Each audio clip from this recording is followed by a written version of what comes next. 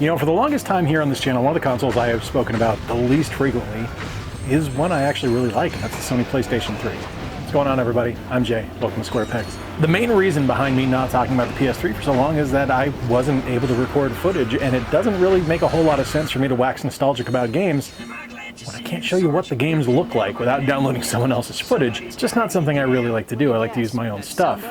But over the last week, after I built the new desk, well, after Meredith built me my new desk, I started pulling some stuff out of storage, and I actually found my old switcher where I was able to record stuff, and I've got it hooked back up now, and the last week has been me doing nothing but playing PS3 games. So today I wanted to talk to you about 10 PS3 games I'm continuing to go back to that I think are just fantastic and need to be played by as many people as possible. Now, before I get too far, there are two games I want to call out, and there's also going to be some questions on here because I'm sure some people are going to be asking me like, where's the Persona games? Where's this? Where's that? Don't have a huge PS3 library. I came to the system very late. I actually got it after I got my PS4, and I didn't buy my first PS3 game until I probably had a library of about 30 PS4 games, so I'm very much in catch-up mode on PlayStation 3 stuff, so I'm desperately looking for suggestions on this list, so please let me know your favorite PS3 games down below. But there's two collections I want to call out that I think are excellent additions to any collection, and one is the Sly collection and the other is the Metal Gear Solid HD collection. These were like literally number 11 and 12 on this list. They would have been on this list if there weren't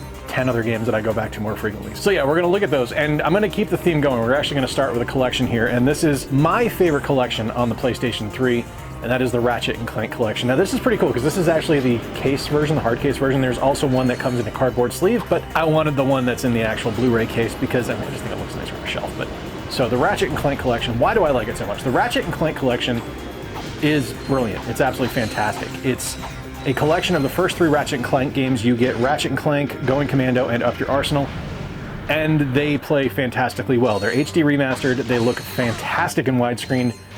There are definitely some things where you can tell there weren't a ton of quality of life improvements made. This isn't like a full rehash of the first Ratchet and Clank like we got on the PS4 release years later, but it's still an excellent collection, and it's still something that I really enjoy.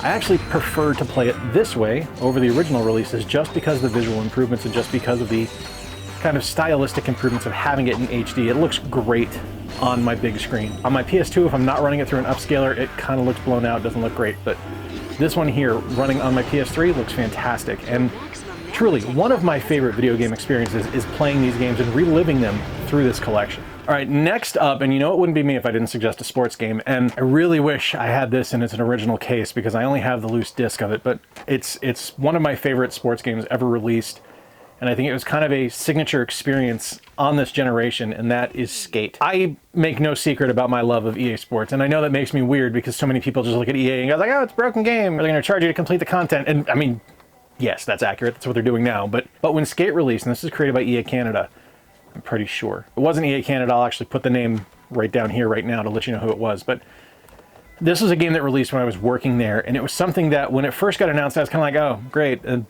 Skate game from EA Sports, this is going to be wonderful, it's going to be so much fun. And instead of it being kind of phoned in, they really made something that was not only stylistically solid, but also gave you just a fantastic gameplay experience. Like, the actual mechanics of the game are brilliant. The ability to do your tricks using the trick stick and to be able to go around this massive city and tailor your skater to be however you wanted them to appear, to be you. It was a legitimate create a character that you could really design to be your own character. It was really awesome. It wasn't just a bunch of preset stuff. Like, for me, when this released, I was able to go in and buy clothes I was literally wearing at the time. Like, I was able to buy the Vans I was wearing and the cargo shorts that are eternal for me because, yeah, my style hasn't changed since I've been like 25. That's kind of sad in the grand scheme of things. But it was something where I was actually able to make this character look the way I look. And frankly, I'm terrible at this game, so as much as he falls down and as many bones as he breaks, he skates the way I skate too. So it's it's a silly game in that regard, but if you're able to get really good at the mechanics, and I was playing it regularly when it originally launched, I was getting really good at it, and it was something that I felt was just a natural feel, a natural stylistic improvement over stuff like the Tony Hawk games, which are brilliant, but Skate does it better as far as I'm concerned. Now, we do have to talk about role-playing games, and one of my favorite role-playing game series, and I've talked about this numerous times on the channel in the past, is the Tales series. And there's no shortage of great Tales games on the PS3, but the one I want to talk about is Tales of Grace's F. Now this, if you've never played a Tales game is an action RPG where you don't go into traditional turn-based combat or anything like that. When you actually go into a combat scenario, you actually have a fairly action-oriented game where you're able to reposition yourself around the field. You have active button pressing that you're attacking with. It's a very much more segmented version of almost like a Zelda game, just in 3D space. And I thoroughly enjoy it, and I think it's a wonderful experience. And I have liked every Tales game I've played, like literally. It is probably my favorite RPG series outside of Suikoden. And you can't go wrong with any entry on the PS3. This is just the one I happen to have that is complete in box, and you can actually see the cover art on it. But I really enjoy this one. This tells a great story of friendship. You start off in the game, and I'm showing you footage here from the beginning of the game, so I'm not spoiling anything, but you start off as an older brother, and you're with your younger brother, and you find a girl passed out on a hill, and the adventure begins there, and it's absolutely brilliant. I love the Tales series, and while there are definitely better games in the Tales series, like Symphonia is fantastic, Vesperia is also fantastic on the Xbox 360, and there's a Switch port as well, but you can't go wrong with any of them, and Grace's F is a wonderful title. All right, another RPG, although a very stylistically different RPG, and one that I adore. It's from Obsidian, which is one of my favorite developers out there, and they just have an uncanny ability to tell a brilliant story. And this game here, Alpha Protocol. First off, I just picked this back up. This continues the Summer of Sega, so I'm remaining on theme here. I've played this numerous times on my PC, and I always wanted the PS3 version or the 360 version, but I was never able to find it until this week when I went to my local used store and I found a copy of it for a fantastic price. And it plays so well on the PS3. The controls are fantastic. The gameplay misses nothing. It is just a wonderful experience. You're able to create a spy. It's an espionage RPG, and the story is wide-ranging with dialogue choices that impact how people are going to react to you and how people perceive your character.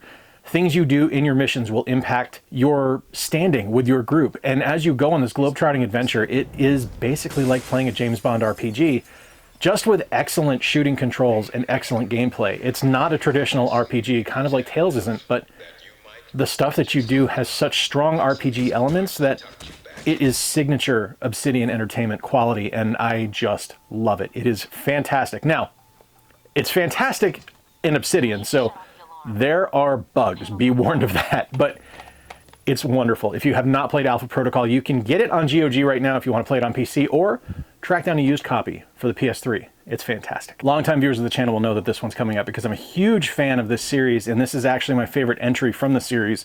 And this was one of the first games I actually bought when I got my PS3, and that is Batman Arkham Origins. Now, some people might look at that and say, why not Arkham City, why not Arkham Asylum? And I'll be honest with you, I have a bit of a disconnect with those games, and it really kind of stems from the fact that I grew up on Batman the Animated Series. So getting Kevin Conroy and Mark Hamill performing those roles in these hyper-violent, hyper-realistic scenarios is a little bit off-putting for me because it doesn't feel like Justice League Unlimited or Batman the Animated Series. It's a little too grim and gritty. Now, it's not to say they're not fantastic. They're brilliant games, but this one offers me enough of a disconnect where I'm able to go into the game and enjoy this fantastic Batman adventure that just works for me. I'm also a sucker for Christmas time, and this takes place on Christmas Eve in Gotham City, and I just adore it. It's so much fun. The combat that is present in the Batman Arkham series is second to none as far as I'm concerned. You can really experience just an amazing engine that really works with a fantastic combat engagement that you can see inspiring things like the modern Marvel Spider-Man games. I just love it. It's just a wonderful game. And to see this as an early version of Batman, kind of at the onset of his career as the Caped Crusader, I just think is awesome. It's such a fun game. One of my favorites. All right, let's stick with comics and let's talk about another licensed game that I didn't expect to enjoy because I'm not a fan of the comics, but I really, really can't say enough good things about The Darkness. Now, The Darkness puts you in the role of Jackie Estacado. He's an assassin, he's a hitman, working for the mob. And this is based on the Top Cow comic of the same name, set in the Witchblade universe. So if you've ever read a Witchblade comic, this is part of that, or if you've seen the Witchblade television series, it's kind of in that same vein.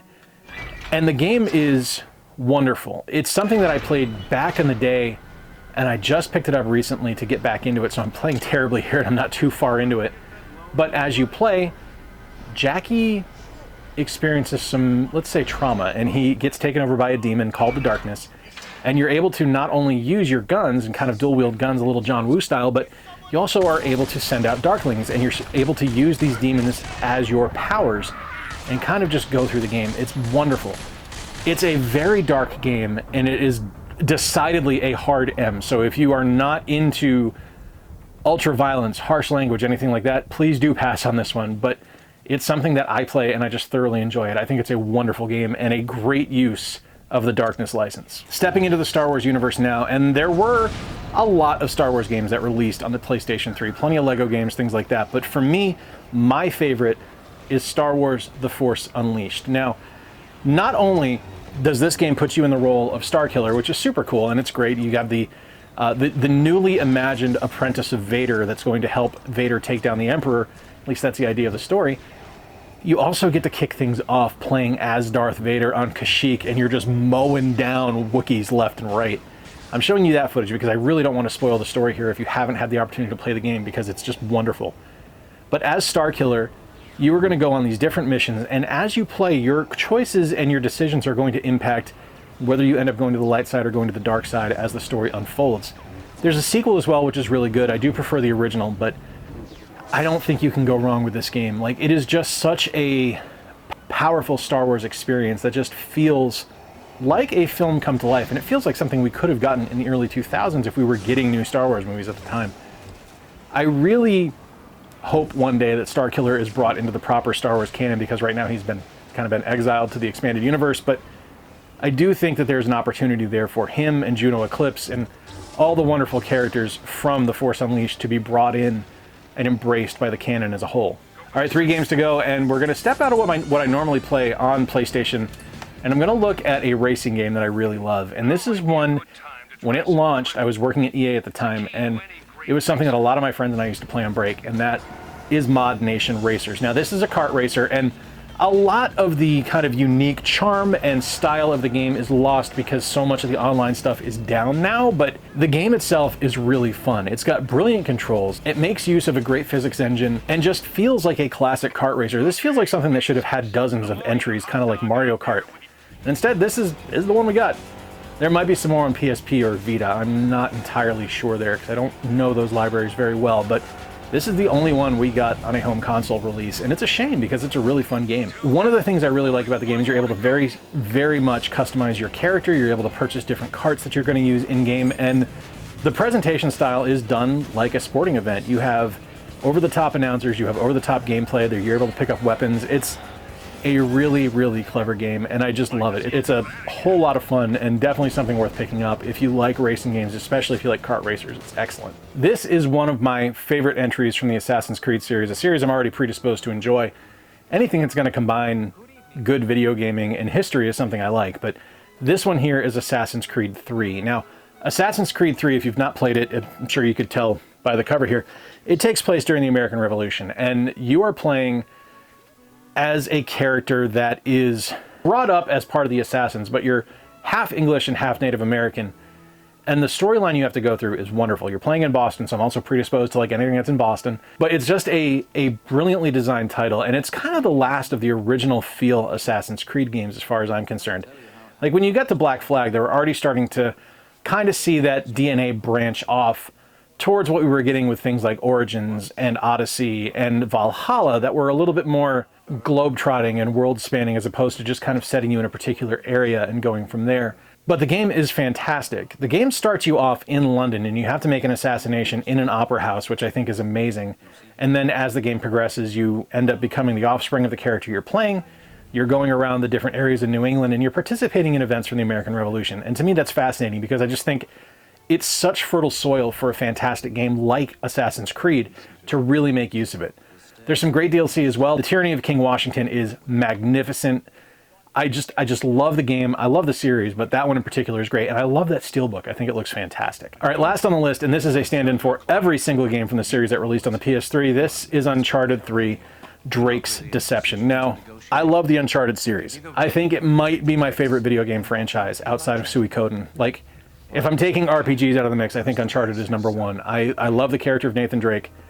I love the story that the Uncharted series tells, and I just think it's such a kind of brilliant series that heavily leans into its influences by being a globe-trotting adventure, by feeling a little bit Indiana Jones, a little bit Tomb Raider, but doing decidedly its own thing. And a lot of that is because of the brilliant design work done by Naughty Dog, but also by the characterization that Nolan North brings to Nate Drake. You're not just left with kind of this milquetoast character that's very boring and very cut and dry and very straightforward. Nate has layers. He's much like Shrek. He's like an onion. He's got a bunch of different layers to him. He's, at his core, a good person that is just looking for family. And the storyline that breaks out over the 4 Uncharted games, and even through Uncharted Lost Legacy, is just something that makes me love this character even more, and that all started here on the PlayStation 3. There you have it, my friends, 10 PS3 games that I'm going, well, I guess 12 if I give you the 2 collections at the start as well, but 10 PS3 games that I'm going back to this day in 2024, things I absolutely love.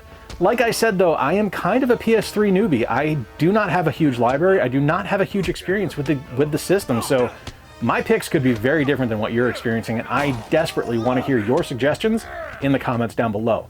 Let me know your favorite PS3 games. Let me know any games that I have overlooked. Let me know what you think about the games I've listed here. If you enjoyed this video, please click the thumbnail on screen right now. You can check out more video games from different consoles that I am still playing, some cases decades after their original release. I would love to have you stick around. If you're new here, please consider subscribing. If you enjoyed today's video, hit the thumbs up. Engagement really helps the channel out. And if you really dig the work I do, and you're in a position to help the channel grow, consider becoming a Patreon supporter or a channel member here on YouTube. Till next time, folks, I've been Jay. Appreciate you spending a little bit of time with me. Remember to play more games, stay square, and take care. I'll talk to you soon.